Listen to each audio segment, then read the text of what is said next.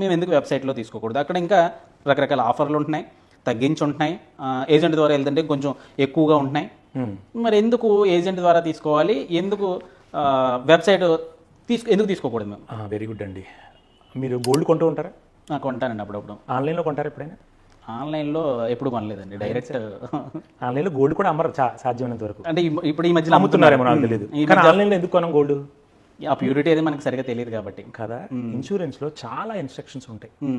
ఒక పాలసీలో ఏది కవర్ అవుతుంది, ఏది కవర్ అవ్వదు, అలాగే కస్టమర్ యొక్క ప్రాబ్లమ్స్ ఏంటి, ఇవన్నీ తెలుసుకొని చెప్పేది ఏజెంట్ మాత్రమే. అది ఒక నాలెడ్జబుల్ ఏజెంట్ దగ్గర మాత్రమే ఇన్సూరెన్స్ తీసుకోండి. అంటే దీన్ని కూడా ఇప్పుడు కస్టమర్ కేర్ వాళ్ళు కూడా మనకి సపోర్ట్ ఇస్తుంటారు కదా. ఇస్తారు. ఎలా ఇస్తారంటే మీకు పాలసీ చెప్పేది ఒకడు, రేపు పొద్దున్న క్లైమ్ వస్తే ఈ పాలసీ చెప్పినప్పుడు మీకు కనపడ్డు, అదేలేండి, వేరే వాళ్ళకి వెళ్తాం, వేరే వాళ్ళ దగ్గరికి వెళ్తుంది. అప్పుడు ఏమంటారు మీరు? నేను పాలసీ తీసుకున్నప్పుడు అతనికి అన్ని చెప్పాను అంటారు.